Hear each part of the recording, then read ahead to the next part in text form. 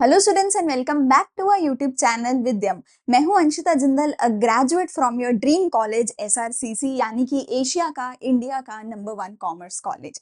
आज इस वीडियो में मैं तुम्हें करवाने वाली हूं तुम्हारी बिजनेस स्टडीज का चैप्टर नंबर 8 जो कि है कंट्रोलिंग, जिसके साथ आपकी बुक नंबर 1 बिजनेस स्टडीज की हो जाएगी खत्म, समाप्त, टाटा बाय बाय। ठीक है, तो ऑलरेडी डायरेक्टिंग तक हम सब कुछ कर चुके हैं। प्लेलिस्ट का लिंक है नीचे, अकाउंट सीखो बिजनेस हर चीज का, वहां से आपको सारे के सारे चैप्टर्स मिल जाएंगे अगर कुछ भी देखना है तो। ठीक है, ये मेरे खुद की हैंड रिटन नोट्स है जो मैंने खुद एक एक चीज तुम्हारे लिए लिखी है। तो अगर मेरे नोट्स चाहिए तो टेलीग्राम चैनल का लिंक है नीचे, वहां से आपको नोट्स मिल जाएंगे। ठीक है, इसके अलावा मैं हर रोज 2 आपके लिए प्रीवियस ईयर के एमसीक्यू पोस्ट करती हूँ अपने व्हाट्सएप चैनल पे। देखो, एमसीक्यूज 20 मार्क्स आपके रखने वाले पेपर में, तो एमसीक्यूज को आप इस पॉइंट पे बिल्कुल भी निग्लेक्ट नहीं कर सकते हो। तो उसके लिए जाके व्हाट्सएप चैनल ज्वाइन जरूर करना। शुरू करते हैं हमारे आज के लेक्चर को। ठीक है, कंट्रोलिंग के बारे में हमने पढ़ना है। डायरेक्टिंग तक ऑलरेडी सब कुछ हम पढ़ चुके हैं। अभी तक हमने क्या किया? हमने मैनेज करा, हमने मैनेजमेंट सीखा क्या होती है, मैनेजमेंट के प्रिंसिपल सीखे क्या होती है, हमने एक प्लान बनाया कि हमें काम कैसे कैसे करना है, हमारा गोल क्या होगा, हमने सारा प्लान बनाया। उस प्लान के अकॉर्डिंग हमने सामान को ऑर्गेनाइज किया, उस प्लान के अकॉर्डिंग हमने लोगों को इकट्ठा किया, हमने लोगों को सिखाया भी कि काम करना कैसे है। अब लोग काम कर भी रहे हैं, तो अब हम क्या करें? अब हम क्या करें? हम क्या बैठ के नेटफ्लिक्स एंड चिल करेंगे? नहीं, अब हम क्या करेंगे? उन लोगों को कंट्रोल करेंगे। अब हम चेक करेंगे कि जैसे जैसे बताया था क्या लोग वैसे काम कर रहे हैं, दाल में कुछ काला तो नहीं है। तो अब ये देखेंगे। ठीक है, अब हम क्या करेंगे? जो भी काम हो रहा है हमारी ऑर्गेनाइजेशन में, उसको टाइम टू टाइम चेक करेंगे कि क्या जैसा बोला था वैसा काम हो रहा है या नहीं हो रहा। अगर नहीं हो रहा तो क्या कोई डिफरेंस है?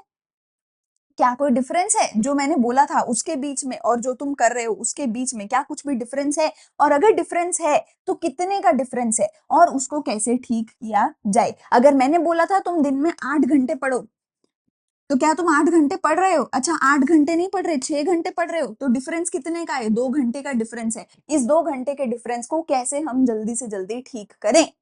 ये होती है कंट्रोलिंग, ये होती है कंट्रोलिंग। ठीक है, तो कंट्रोलिंग में तुम्हें क्या करना है? जो भी काम तुम्हारी ऑर्गेनाइजेशन में हो रहा है, उस सारे के सारे काम को तुम्हें क्या करना है? कंट्रोल करना है, चेक करना है। कंट्रोलिंग का जो प्रोसेस है ना, ये इंपॉर्टेंट है। ठीक है, एस एम कैट है ना, एस एम कैट, ये इसका क्या है? एक्रोनियम है। मैंने इसका बड़ा अच्छा एक्रोनियम बनाया था। मुझे खुद को मतलब ना कभी कभी तो प्राउड हो जाता है अपने एक्रोनियम पढ़ के कि यार मैंने बनाया, ये क्या बात है। तो एस एम कैट तो वैसे इसका एक्रोनियम है, वैसे तो ये भी आसान है, पर इससे भी एक अच्छा मैंने एक्रोनियम बनाया है जिससे तुम्हें याद ही हो जाएगा कि हाँ ये कंट्रोलिंग का है। कैसे? एस एम कैट के एक्रोनियम को तुम क्या बोलोगे? सर मुझे, सर मुझे कंट्रोलिंग आता था। सर ने पूछा, बेटा पेपर में कंट्रोलिंग का क्वेश्चन आया था, क्या तुम्हें आता था? सर मुझे कंट्रोलिंग आता था। ये हो गया हमारा कंट्रोलिंग का एक्रोनियम, कंट्रोलिंग के प्रोसेस का एक्रोनियम। ठीक है, तो कंट्रोलिंग का प्रोसेस क्या है? आता था तुम्हें? हाँ जी, सर मुझे कंट्रोलिंग आता था। अभी के अभी टाइम स्टैम्प के साथ मुझे कमेंट सेक्शन में लिख के प्लीज एक बार लिख दो, सर मुझे कंट्रोलिंग आता था। जैसे ही तुम एक बार लिख दोगे, साथ के साथ वो चीज तुम्हारे दिमाग में बैठ जाएगी। और ऐसे ही हर चीज के मैंने एक्रोनियम करवाए हुए हैं। सर मुझे कंट्रोलिंग आता था, तो S M C A T, ये पूरा मेरा कंट्रोलिंग का प्रोसेस रहेगा। किस किस तरीके से हम कंट्रोलिंग करेंगे, एक एक करके हर चीज को देखते हैं। सबसे पहली चीज है सेटिंग परफॉर्मेंस स्टैंडर्ड। देखो, अगर मैं यहाँ पे भी देखो मैंने क्या किया, पहले मैंने बताया कि इतना काम करना है, फिर मैंने देखा तुमने काम कितना किया, फिर मैंने देखा डिफरेंस कितने का है, फिर मैं निकालूंगी उसका सोल्यूशन के 2 घंटे के डिफरेंस को कैसे ठीक किया जाएगा। यही तो कंट्रोलिंग होती है, ये पूरा प्रोसेस है। पहले बताओ कितना काम करना है, फिर चेक करो काम हुआ कितना, फिर दोनों का डिफरेंस चेक करो, फिर जो भी डिफरेंस है उसको ठीक करो। उस डिफरेंस को एनालाइज करोगे पहले कि क्यों हुआ, 2 घंटे का डिफरेंस क्यों आया, बीमार थे, घर पे कोई आ गया, चले गए घूमने, इंस्टाग्राम चलाया, नेटफ्लिक्स देखा, क्या किया, और फिर उसको ठीक करो। अच्छा, इंस्टाग्राम चलाया, आज से इंस्टाग्राम अकाउंट डीएक्टिवेट हो जाना चाहिए। ठीक है, चलो, तो सबसे पहले क्या करना है? तो सेटिंग परफॉर्मेंस स्टैंडर्ड्स, ये है हमारा स्टेप नंबर 1। देखो, सिंपल भाषा में बोला जाए तो मेरा जो कंट्रोलिंग का प्रोसेस है वो कैसा होगा? हमने सोचा था कि हमारे 90% मार्क्स आने चाहिए, ये था मेरा स्टैंडर्ड, मैंने एक गोल सेट किया था। हमारे एक्चुअल मार्क्स आए हैं 80%। ये है मेरा एक्चुअल की एक्चुअल में आई कितने हैं, इन दोनों में डिफरेंस है 10% का। ये है मेरी डेविएशन कि दोनों में फर्क कितना है। फिर मैं देखूंगी रीजन कि ये डेविएशन आई क्यों, ऐसा क्या हुआ कि 10% कम हमारे मार्क्स आए हैं। डेविएशन कितनी है, -10% की डेविएशन है। और फिर मैं इसका रीजन देखूंगी, एनालाइज करूंगी और फिर इसका करेक्टिव एक्शन लूंगी, फिर इसको ठीक करूंगी। ये मेरा पूरे का पूरा रहने वाला है कंट्रोलिंग का प्रोसेस। तो सबसे पहले मैंने परफॉर्मेंस स्टैंडर्ड्स को सेट करना है, ठीक है। स्टैंडर्ड क्या है, गोल है। गोल क्यों सेट करा जाएगा, ताकि बाद में जाके एक्चुअल परफॉर्मेंस के साथ कंपेयर किया जा सके और कंट्रोलिंग करी जा सके। तो ताकि हम कंपेयर कर सके एक्चुअल परफॉर्मेंस के साथ, इसलिए हम कुछ गोल सेट करते हैं जो कि नंबर के फॉर्म में हो सकते हैं, क्वालिटी के फॉर्म में भी हो सकते हैं। जैसे कि मुझे 300 यूनिट बनाने हैं, ये मेरा गोल है। गोल क्या है, मुझे 300 यूनिट बनाने हैं। एक्चुअल परफॉर्मेंस, अब मुझे मेजर करनी है एक्चुअल परफॉर्मेंस की। एक्चुअल में मैंने बनाए कितने, एक्चुअल में 290 बनाए, 250 बनाए, 310 बनाए, 300 यूनिट बनाए, एक्चुअल में कितने बनाए वो अब मुझे ढूंढना है। मैं पर्सनल ऑब्जर्वेशन से ढूंढ सकती हूँ, है ना, चेक करके काउंट करके ढूंढ सकती हूँ, सैंपल चेक करके ढूंढ सकती हूँ, एक सैंपल चेक करा उससे ढूंढ सकती हूँ, रेशियो एनालिसिस करके भी मैं ढूंढ सकती हूँ। तो मेरी एक्चुअल परफॉर्मेंस को अब मैं मेजर करूंगी, ठीक है। जैसे कि हम अपने मार्क्स को करते हैं ना, 60 मार्क्स आए +65 +75 +70, जितने भी टोटल मेरे मार्क्स बने उसको डिवाइड कर दोगे टोटल के साथ, तो आप निकालोगे परसेंटेज की 80% मार्क्स बने हैं, है ना। ऐसे करके परसेंटेज निकालोगे। तो यहाँ पे हम क्या कर रहे हैं, मेजर कर रहे हैं एक्चुअल परफॉर्मेंस को, ठीक है। अब जब मैंने मेजर कर लिया तो मैं कंपेयर करूंगी एक्चुअल परफॉर्मेंस को स्टैंडर्ड्स के साथ। तो मैंने कंपेयर किया कि मैंने सोचा तो था कि मुझे 300 यूनिट बनाने हैं, पर एक्चुअल में सिर्फ और सिर्फ 290 यूनिट ही बने हैं। तो मेरे पास क्या आया है, एक डेविएशन आई है मेरे पास -10 यूनिट्स के, 10 यूनिट कम मेरे पास बने हैं, ठीक है। तो अब मैं एक्चुअल परफॉर्मेंस को स्टैंडर्ड्स के साथ कंपेयर करके डिफरेंस फाइंड आउट करने की कोशिश कर रही हूँ, ठीक है। फिर आएगा डेविएशन, अब डिफरेंस भी पता चल गया कितने का है, तो अब मैं रीजन ढूंढूंगी कि ये डिफरेंस आया क्यों है। अब मैं डेविएशन को एनालाइज करूंगी, मैं देखूंगी कि कितना मेरे लिए इंपॉर्टेंट है जो भी डेविएशन आया है, उसका कॉज क्या है, जो भी डेविएशन आया है डेविएशन का कॉज क्या है। इसके लिए हम दो अलग अलग तरीके यूज करते हैं, critical point control CPC, critical point control and management by exception. CPC and management by exception, ये दो तरीके हम यूज करते हैं अपने डिफरेंसेस, डेविएशंस को एनालाइज करने के लिए। देखो, जरूरी नहीं है कि हर चीज तुम्हारे लिए इंपॉर्टेंट हो, जरूरी नहीं है कि हर छोटी मोटी चीज पे तुम ध्यान दो, ठीक है। फॉर एग्जाम्पल, अगर मैं बोलती हूँ तुम्हारे 90% आने चाहिए थे, एक्चुअल में आए 88%, तो ये कोई बड़ी बात थोड़ी है, ये तो थोड़ा सा ही डिफरेंस है, इसमें कोई बड़ी बात नहीं है, तो मैं इसको ध्यान नहीं दूंगी। पर 90% बोला था और 80% आए हैं, तो एक बड़ी डेविएशन है, यहाँ पे अब मैं ध्यान दूंगी। तो मुझे देखना पड़ेगा कि डिफरेंस आया तो आया किस चीज में, वो चीज मेरे लिए कितना इंपॉर्टेंट है, डिफरेंस कितना बड़ा है वो मेरे लिए कितना इंपॉर्टेंट है, और सिर्फ उस चीज पे ही मैं फोकस करूंगी, सिर्फ और सिर्फ उस चीज पे ही फोकस करूंगी। और उसके बाद मैं लूंगी करेक्टिव एक्शन। CPC और MBE के बारे में भी पढ़ेंगे डिटेल में। लास्ट स्टेप मेरा क्या होगा, करेक्टिव एक्शन। मैंने डिफरेंसेस देख लिए, एनालाइज कर लिया डेविएशन को, और फिर मैं करेक्टिव एक्शन लूंगी। अगर तो छोटा मोटा ही डेविएशन है, जैसे कि अगर 90 और 88 है, तो कोई एक्शन लेने की जरूरत नहीं है। पर अगर बड़ा डेविएशन है तो इमीडिएटली मैं एक्शन लेने वाली हूँ। जैसे कि 300 यूनिट सोचे थे, 290 यूनिट बने हैं, अब मैं क्या क्या एक्शन ले सकती हूँ, प्रोडक्शन बढ़ानी पड़ेगी। प्रोडक्शन बढ़ाने के लिए क्या एक्शन लूं, एम्प्लॉइज को ट्रेन करूं, ज्यादा एम्प्लॉइज को रखूं, ज्यादा मशीनों को रखूं, या फिर गिवन एम्प्लॉइज का ही वर्किंग आवर्स को इंक्रीज कर दूं। कैसे एक्शन लूं अपने काम को, अपनी प्रॉब्लम को, अपनी डेविएशन को ठीक करने के लिए, ठीक है। फिर मेरे पास आता है CPC और MBE क्या है, क्रिटिकल पॉइंट कंट्रोल क्या है। CPC बोलता है कि कुछ चीजें ना, कुछ मैट्रिक्स या फिर मैं बोलूं कुछ एरियाज तुम्हारे लिए बहुत इंपॉर्टेंट होंगे, सिर्फ उस पे फोकस करो। मैनेजमेंट बाय एक्सेप्शन बोलता है मेजरली कि ना, छोटे मोटे डेविएशन को सोचो मत, छोटी मोटी चीजों को मत सोचो, सिग्निफिकेंट चीजों को ही सोचो, सिग्निफिकेंट चीजों के बारे में ही ध्यान दो। देखो, फॉर एग्जाम्पल, इंपॉर्टेंट एरिया क्या होगा हर बिजनेस के लिए, ये इंपॉर्टेंट होता है कि ना, जो भी उसका कस्टमर है वो खुश रहे, जो भी उसका कस्टमर है ना वो सेटिस्फाइड हो। जैसे कि एक टीचिंग बिजनेस के लिए हमेशा ये चीज एक की रिजल्ट एरिया रहने वाला है, KRA रहने वाला है, कि उसके बच्चों के, स्टूडेंट्स के मार्क्स कितने आ रहे हैं। अगर मेरे स्टूडेंट्स ही फेल हो रहे हैं तो मैं सुंदर क्लासरूम बना के अच्छे टीचर रख के क्या कर लूंगी अगर बच्चे फेल हो रहे हैं तो मेरे लिए सुंदर क्लासरूम, अच्छे टीचर, टीचर का यूनिफॉर्म, टीचर का ये वो बाद में आएगा। सबसे पहले आना चाहिए कि बच्चे के नंबर आ रहे हैं कि नहीं आ रहे। तो बच्चे के नंबर हमारे लिए की रिजल्ट एरिया होने वाला है। और अगर यहाँ पे मेरे को सक्सेस नहीं मिली, अगर यहाँ पे मेरे को प्रॉब्लम लगी, यहाँ पे मुझे कुछ भी गलती हो गई तो मुझे लॉस होगा, तो यहाँ पे मैं कॉम्प्रोमाइज नहीं करूंगी। तो अगर स्टूडेंट्स के रिजल्ट में डेविएशन आई है तो मैं इमीडिएट एक्शन उसके ऊपर लूंगी, क्योंकि वो मेरे लिए क्या है, की रिजल्ट एरिया है, क्रिटिकल पॉइंट कंट्रोल है कि उस पे मैं कॉम्प्रोमाइज नहीं करूंगी। जैसे गाड़ी है तो गाड़ी की सीट अच्छी नहीं है, बॉडी अच्छी नहीं है, सह लेंगे, पर गाड़ी का इंजन खराब हो गया ये कोई सहेगा नहीं। तो ये एक गाड़ी के लिए सबसे इंपॉर्टेंट है कि उसका इंजन खराब नहीं होना चाहिए, ठीक है। चलो, मैनेजमेंट बाय एक्सेप्शन क्या बोलते हैं कि हर चीज को अगर कंट्रोल करोगे ना तो कुछ भी कंट्रोल नहीं कर पाओगे। तो कुछ एक ऐसी चीजें ढूंढो जो तुम्हारे लिए बहुत ज्यादा इंपॉर्टेंट है और सिर्फ उन्हीं को चेक करो, उन्हीं को जो है ठीक करने की कोशिश करो, ठीक है। जैसे कि जिस चीज में थोड़ा सा पैसा लगा हुआ है, इंपॉर्टेंट नहीं है, जिसपे बहुत ज्यादा पैसा लगा हुआ है वो ज्यादा इंपॉर्टेंट है, तो रुक जाओ, हर चीज को कंट्रोल मत करो। मतलब अगर मैं कहती हूँ एक स्कूल के लिए क्या इंपॉर्टेंट होगा, स्टेशनरी की कॉस्ट या टीचर्स की सैलरी, एक स्कूल के लिए कौन सी चीज ज्यादा बड़ी होगी, ऑब्वियसली टीचर्स की सैलरी। अब स्टेशनरी की कॉस्ट थी 10,000 रुपए, टीचर्स की सैलरी थी 10 लाख रुपए। मैं कहती हूँ स्टेशनरी भी बढ़ गया 10%, स्टेशनरी की कॉस्ट भी 10% बढ़ गई।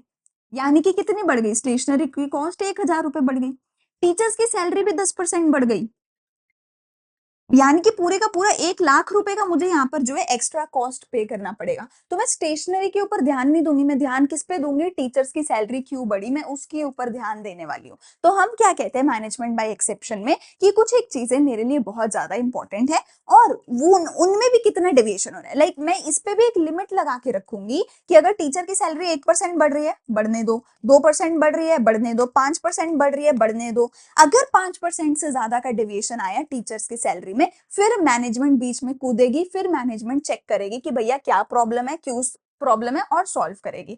तो सीपीसी कहता है कि सिर्फ की रिजल्ट एरियाज पे फोकस करो, और मैनेजमेंट बाय एक्सेप्शन कहता है कि छोटी मोटी चीजों पे फोकस मत करो, सिर्फ बड़ी चीजों पे, जो ज्यादा इंपॉर्टेंट चीजें हैं उस पे फोकस करो, ठीक है।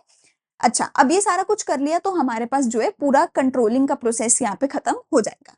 एडवांटेजेस क्या है की रिजल्ट एरियाज की, मैनेजमेंट बाय एक्सेप्शन की, इससे टाइम और एफर्ट बचेगा। हर चीज को नहीं देख रहे ना, इंपॉर्टेंट चीज को देख रहे हो तो टाइम, पैसा, एफर्ट सब कुछ बचेगा। प्लस अब जो इंपॉर्टेंट नहीं है उसको क्या इग्नोर कर दोगे, उसको इग्नोर नहीं करोगे, उसको तुम लोअर लेवल को दे दोगे। लोअर लेवल वो सब देखेगा जो इंपॉर्टेंट नहीं है, टॉप लेवल करेगा क्या, management by exception, critical point control. Top level check करेगा की रिजल्ट एरियाज। तो टॉप लेवल कहता है मैं तो बस इतना ही देखूंगा, बाकी जितना भी सब कुछ है वो तुम डेलीगेट कर दो, डेलीगेट कर दो लोअर लेवल एम्प्लॉइज को। बाकी जितना भी कुछ है वो डेलीगेट कर दो लोअर लेवल एम्प्लॉइज को। टॉप लेवल देखेगा सबसे इंपॉर्टेंट चीजें, तो सबसे इंपॉर्टेंट चीजें सबसे अच्छे लोगों के हाथ में, तो वो भी सॉल्व हो गई, छोटी मोटी चीजें भी सॉल्व हो गई क्योंकि वो लोअर लेवल को दे दी, उनको भी इग्नोर नहीं किया, तो लोअर लेवल भी खुश, वो भी मोराल उनका इंक्रीज होगा, वो भी मोटिवेट होगा। टॉप लेवल तो अच्छे से काम कर ही रहा है, ठीक है। क्रिटिकल प्रॉब्लम्स को आइडेंटिफाई किया जाता है और उनको सॉल्व किया जाता है, जिससे पूरी ऑर्गेनाइजेशन जो है मेरी ऑन ट्रैक रहती है, ठीक है। यहाँ पे मेरा कंट्रोलिंग का प्रोसेस होता है खत्म। अब आगे आएगा मेरे पास one of the very very important topic, वो क्या है, इन लिमिटेशंस ऑफ कंट्रोलिंग, जिसके ऊपर क्वेश्चन बनता है। Limitations of planning, limitation of controlling, ये दो बहुत इंपॉर्टेंट टॉपिक होते हैं, ठीक है। तो हमारे पास सबसे पहले क्या है, एक्रोनियम क्या है, DEAL, डील। डील ये मेरा क्या है, एक्रोनियम है, ठीक है। अब देखते हैं, सबसे पहले डिफिकल्टी इन सेटिंग स्टैंडर्ड। हमारा सबसे पहला स्टेप ही ये है कि गोल सेट करो, स्टैंडर्ड सेट करो। अगर स्टैंडर्ड सेट नहीं करोगे तो कंपेयर नहीं कर पाओगे एक्चुअल परफॉर्मेंस को, एनालिसिस नहीं कर पाओगे डेविएशन का, करेक्टिव एक्शन नहीं ले पाओगे। तो अगर स्टैंडर्ड नहीं सेट करोगे कंट्रोलिंग नहीं कर पाओगे, और स्टैंडर्ड को सेट करना बड़ा मुश्किल है। स्टैंडर्ड को सेट करना बड़ा मुश्किल है। अगर आज बच्चा कोई 50% लेके आ रहा है, मुझे बहुत मुश्किल होगा ये देखने के लिए कि इसकी कैपेबिलिटी कितनी है, 80%, 85, 90, 95। क्या पता वो बच्चा 95 वाला हो, पर मैंने उसे टारगेट ही सिर्फ 85 का दिया है, तो वो उससे ज्यादा मेहनत ही नहीं कर रहा। क्या पता वो सिर्फ 85 वाला हो, मैंने 95 का टारगेट दे दिया, वो कर ही नहीं सकता इतना, और मैं उस पर जोर डाले जा रही हूँ कि कर कर कर, वो भी गलत है। तो आपको बहुत इन डेप्थ चेक करना पड़ेगा, इन डेप्थ एनालिसिस करना पड़ेगा कि मुझे अपने स्टैंडर्ड कितने रखने चाहिए, ठीक है। Certain standards like customer satisfaction, product quality are difficult to measure. कुछ लोगों कुछ चीजों को तो मेजर कर ही नहीं सकते ना कि कस्टमर सेटिस्फाई हुआ कि नहीं, है ना। तो ये बहुत मुश्किल हो जाते हैं मेजर करना, because they can not be set in quantitative terms. कुछ चीजें तो ऐसी है जिसको क्वांटिटेटिव टर्म्स में आप सेट कर ही नहीं सकते, जिसको क्वांटिटेटिव टर्म में सेट कर भी रहे हो उसको भी सेट करना मुश्किल हो जाता है काफी बार, क्योंकि उसके लिए बहुत इन डेप्थ एनालिसिस लगती है, जिसके लिए बहुत ज्यादा टाइम, पैसा, एफर्ट लगता है, ठीक है। एम्प्लॉय बहुत बार रेजिस्टेंट होते हैं एंड इनएफिशिएंट एम्प्लॉइज जो हैं वो doesn't like that their performance should be appraise, otherwise their limitation will come out. जो इनएफिशिएंट एम्प्लॉइज होते हैं, सिंपल भाषा में बोला जाए जो नालायक बच्चे होते हैं, उनको तो ये होता है हाई टेस्ट क्यों हो रहा है, अब मेरे कम मार्क्स आएंगे, अब सबको पता चलेगा कि मैंने पढ़ाई नहीं करी, है ना। जो होशियार बच्चा होता है वो कहेगा हाँ मैं टेस्ट दूंगा, मैं अच्छे नंबर लेके आऊंगा ताकि सबके सामने मैं दिखा सकूं और मेरी प्रेज हो सके। तो जो इनएफिशिएंट एम्प्लॉइज होते हैं वो रेजिस्ट करते हैं कंट्रोलिंग को, ठीक है। Specially in case of personal observation, specially अगर कोई तुम्हारे सिर पे आके खड़ा हो जाए, फिर तो ऐसे होता है हाय हाय मैम सिर पे क्यों खड़े हैं, मैम आप किसी और को देखो ना, जाओ ना, मुझे पेपर करने दो। तो वह वो चीज है, ठीक है। कॉस्ट बहुत ज्यादा लगती है कंट्रोलिंग में, बहुत ज्यादा कॉस्ट लगती है, ठीक है। आपको कुछ कैमरास वगैरह लगाने पड़ सकते हैं, कुछ सॉफ्टवेयर वगैरह आपको चाहिए होते हैं कंट्रोलिंग करने के लिए। इतना आसान नहीं होता कंट्रोलिंग करना कि बस खड़ा है बंदा और देख रहा है, नहीं, बहुत मुश्किल होता है, ठीक है। Little control on external factors, काफी सारे ऐसे एक्सटर्नल फैक्टर्स होते हैं जैसे कि government policies, technological change, competition, जिसपे हमारा कंट्रोल नहीं होता, जो हमारे कंट्रोल के बाहर है, तो हम चाह कर भी उनको कंट्रोल नहीं कर सकते और उनकी वजह से हमें प्रॉब्लम हो सकती है, जिसकी वजह से मेरी डेविएशंस बढ़ सकती है, जिसकी वजह से मेरी कंट्रोलिंग बहुत मुश्किल हो सकती है, ठीक है। Indian companies are facing tough competition from MNCs, जिसकी वजह से ऑब्वियसली हमारी कंपनीज को प्रॉब्लम हो रही है। अब एक और इंपॉर्टेंट टॉपिक आता है जो कि है प्लानिंग एंड कंट्रोलिंग के बीच में क्या रिश्ता है। ये रिश्ता क्या कहलाता है जो प्लानिंग और कंट्रोलिंग के बीच में है? ये रिश्ता ये कहलाता है कि दोनों एक दूसरे के बिना अधूरे हैं, ना ही प्लानिंग हो सकती है इसके बिना, ना ही ये हो सकता है उसके बिना, ठीक है। मीनिंग क्या है? प्लानिंग में हम क्या करते हैं, प्लानिंग स्टेप नंबर 1 था, प्लानिंग हमारा स्टेप नंबर 1 था, जहां पर हम एडवांस में प्लान कर रहे थे कि मुझे फ्यूचर में क्या करना है, जहां पर मैं अपने गोल सेट कर रही थी कि मुझे इन गोल्स को पूरा करना है। पर कंट्रोलिंग क्या करता है, वो एक्चुअल परफॉर्मेंस दिखाता है और उस एक्चुअल परफॉर्मेंस को जो यहाँ पे गोल सेट किया था उसके साथ कंपेयर करता है और करेक्टिव एक्शन लेने को बोलता है, और कंट्रोलिंग के बेसिस पर ही अगला प्लान तैयार होता है। अगला प्लान तैयार तभी होता है जब पिछले प्लान की कंट्रोलिंग का रिजल्ट आता है। मतलब देखो मैंने प्लान किया कि मुझे 90% लाने हैं, मेरा पेपर हो गया, मैं 80% मार्क्स आए। अब मैं देखूंगी ना कि 80% क्यों आए, और मैं अब देखूंगी कि 10% गलती कहाँ हुई, मैं उसको सॉल्व करने की कोशिश करूंगी और उसी 10% के लिए दूसरा प्लान बनाऊंगी दोबारा से। तो अगर मुझे दोबारा से प्लानिंग करनी है तो पिछले वाले प्लान के लिए जो कंट्रोल किया, जो फाइनल रिजल्ट आया, उसको चेक करना पड़ेगा। तो अगला प्लान पिछले कंट्रोल के बिना बन ही नहीं सकता, क्योंकि अगला प्लान बनाऊंगी ही इस बेसिस पे कि पिछली बार मेरे 10% कम आए थे, उसके बेसिस पे अगला प्लान बनाया जाएगा कि मेरा इकोनॉमिक्स वीक है तो इकोनॉमिक्स पे ज्यादा फोकस करूं, अकाउंट्स के ये 2 चैप्टर वीक है इस पे ज्यादा फोकस करूं, ठीक है ना। तो planning without controlling is meaningless, controlling is blind without planning. अगर तुम प्लानिंग करते हो कंट्रोलिंग नहीं करते हो तो वो मीनिंगलेस है, मीनिंगलेस है। सोचते रहो, न्यू ईयर रेजोल्यूशन बनाते रहो, हर साल बनाते हो न्यू ईयर रेजोल्यूशन, आज तक कुछ हुआ नहीं हुआ, क्यों नहीं हुआ? क्योंकि प्लानिंग तो करी थी न्यू ईयर रेजोल्यूशन लेते टाइम, कंट्रोलिंग करी नहीं। सोचा तो था पतला भी होऊंगा, होशियार भी बनूंगा, गोरा चिट्टा भी, लंबा भी, ये भी होना है वो भी होना है, हुआ ही नहीं। क्यों? क्योंकि कंट्रोलिंग नहीं हुई हमसे, हमने चेक ही नहीं किया कि रिजल्ट आया भी कि नहीं आया। तो new year resolution is like planning, meaningless without controlling. और दूसरी साइड पे अगर मैं गोल सेट ही नहीं करूंगी शुरू में, अगर मैं शुरू में गोल सेट ही नहीं करूंगी तो बाद में जाके कंट्रोल किसको करूंगी? कंट्रोलिंग तो ब्लाइंड है भैया, कंट्रोलिंग इज ब्लाइंड। अगर मेरा गोल ही नहीं है कि मुझे 90% लाना है, तो जो भी 80% स्कोर जो भी आ गया वो अच्छा ही है, फिर तो वो अच्छा ही है 80%, क्योंकि मेरा गोल तो मैंने सेट करा ही नहीं, प्लान तो मैंने करा ही नहीं। तो कंट्रोलिंग करते वक्त उसको पता ही नहीं कि एक्चुअल में होना क्या चाहिए था, उसके लिए तो अब जो भी हो गया वो सही है, ठीक है ना। तो अगर तुम प्लान नहीं बनाते हो तो कोई बेसिस ही नहीं है कंट्रोल करने का, कोई बेसिस ही नहीं है कंपेयर करने का, एक्चुअल परफॉर्मेंस को कंपेयर करोगे किसके साथ? अगर स्टैंडर्ड को एडवांस में सेट ही नहीं करा तो बिना प्लानिंग के कंट्रोलिंग पॉसिबल नहीं है। एंड कंट्रोलिंग क्या करती है, वो मेजर करती है कि जो एक्चुअल परफॉर्मेंस है with standards and makes planning effective by taking corrective action. तो वो क्या करती है, कंट्रोलिंग मेजर करती है, कंट्रोलिंग कंपेयर करती है एक्चुअल परफॉर्मेंस को स्टैंडर्ड्स के साथ और करेक्टिव एक्शन लेने में मदद करती है। ठीक है, planning is thinking process, controlling is evaluative. Controlling evaluate करती है कि तुमने काम सही से करा या नहीं करा, प्लानिंग सिर्फ थिंक करती है, सोचती है, वो पाथ बनाती है, रास्ता बनाती है, ऑब्जेक्टिव सेट करती है। ठीक है, पर कंट्रोलिंग क्या करती है, चेक करती है कि क्या उस रास्ते पे चला गया, क्या जो भी डिसीजन लिए वो सही थे, क्या जो भी डिसीजन लिए उसका काम करा गया या नहीं करा गया, क्या जो भी न्यू ईयर रेजोल्यूशन सेट करा था क्या वो पूरा किया गया या नहीं किया गया, ये चेक करता है कंट्रोलिंग। दोनों ही फॉरवर्ड लुकिंग है, both planning and controlling are forward looking as well as backward looking, as well as backward looking. दोनों पीछे भी देखते हैं, दोनों आगे भी देखते हैं। देखो प्लानिंग क्या है, वो तो it is deciding in advance कि फ्यूचर में क्या करना है, प्लानिंग तो बनाते ही फ्यूचर के लिए हो, प्लान तो बनाते ही फ्यूचर के लिए, तो फ्यूचर के फॉरवर्ड लुकिंग है।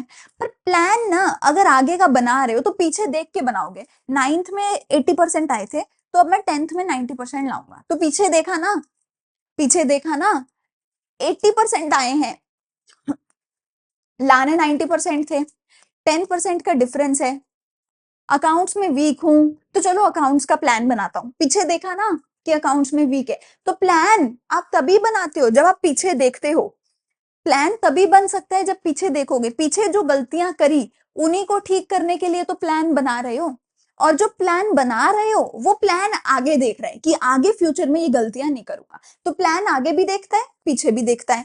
सिमिलरली जो कंट्रोलिंग है, कंट्रोल जिस चीज को कर रहे हो उसको तो पीछे देख के कंट्रोल कर रहे हो ना, कंट्रोल जब कर रहे हो तो पीछे देख के कर रहे हो ना कि हाँ 90% सोचा था 80% आया, तो पीछे देखा ना कि 90% सोचा था, पर कंट्रोलिंग के बाद जो करेक्टिव एक्शन लोगे उसमें आगे देखोगे, कंट्रोलिंग के बाद जो करेक्टिव एक्शन लोगे उसमें आगे देखोगे। तो both planning and controlling are backward looking as well as forward looking functions. Both planning and controlling पीछे भी देखते हैं आगे भी देखते हैं। ठीक है, तो कंक्लूजन क्या है, दोनों ही इंटरडिपेंडेंट है, दोनों ही इंटर रिलेटेड है, दोनों ही फॉरवर्ड लुकिंग भी है, दोनों ही बैकवर्ड लुकिंग भी है, दोनों एक दूसरे के बिना अधूरे हैं, ना प्लानिंग उसके बिना चल सकती ना कंट्रोलिंग उसके बिना चल सकती। ठीक है, बेनिफिट्स क्या है कंट्रोलिंग के, फैसिलिटेटिंग कोऑर्डिनेशन इन एक्शन, हमारे जो एक्शंस हैं वो सारे आपस में कोऑर्डिनेट होंगे अगर हम अच्छे से कंट्रोल करेंगे तो, क्योंकि जब मैं कंट्रोल कर रही हूँ तो मुझे पता है कहाँ कहाँ गलती हो रही है,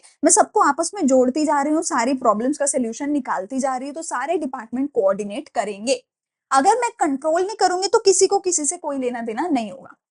अकम्प्लिशिंग द गोल्स, गोल तभी पूरा होगा जब कंट्रोल करोगे, वो तो समझा ही दिया कि प्लानिंग तो सिर्फ गोल बनाएगा, गोल को पूरा कौन करेगा, कंट्रोलिंग करेगा। ठीक है, एक्यूरेसी कितनी है हमारे स्टैंडर्ड्स की ये भी जज हो जाएगा, क्या हमने प्लान सही बनाया भी था कि नहीं, ये भी जज कौन करेगा, कंट्रोलिंग करेगा। कंट्रोलिंग ये तो बताएगा कि भैया जितना तुमने गोल बनाया था वो तो अचीवेबल ही नहीं था, इसीलिए तो हम पीछे रह गए, तो कंट्रोलिंग ही बताएगा।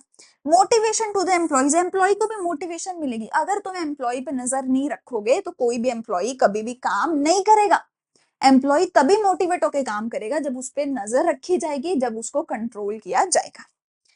Ensuring order and discipline, order and discipline भी इंश्योर किया जाता है बाय द कंट्रोलिंग। अगेन मैंने बोला ये कोई भी काम नहीं करेगा बिना कंट्रोलिंग के, तो कंट्रोल करोगे तभी काम होगा।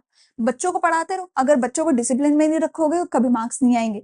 ठीक है ना, तो इंश्योरिंग ऑर्डर एंड डिसिप्लिन ये काम भी कौन करता है, मेरा कंट्रोलिंग करता है। यहाँ पे हमारा पूरे का पूरा चैप्टर होता है समाप्त। अगर कोई भी डाउट है कुछ भी है तो अभी के अभी कमेंट सेक्शन में जाके अपना डाउट जरूर पूछो। एक एक्रोनियम हमने बताया था उसका प्रोसेस का, सर मुझे कंट्रोलिंग आता था। एक एक्रोनियम हमने किया लिमिटेशन का, डील। एडवांटेजेस का तुम देख सकते हो FAAM ठीक है, ये हमारा इसका हो गया बेनिफिट्स का एक्रोनियम। सबसे अच्छा तो मुझे उसका लगता है प्लानिंग कंट्रोलिंग प्रोसेस का, सर मुझे कंट्रोलिंग आता था, जो मुझे प्लीज कमेंट सेक्शन में लिख के जरूर बताना। ठीक है, अगर वीडियो अच्छी लगी तो कमेंट सेक्शन में वो भी मुझे जरूर बताना, लाइक भी करना, शेयर भी करना दोस्तों के साथ, और चैनल को सब्सक्राइब जरूर करना ताकि हमें मोटिवेशन मिले ऐसी और वीडियोस बनाने के लिए। तब तक के लिए थैंक यू, बाय बाय, हम मिलते हैं अगली वीडियो में।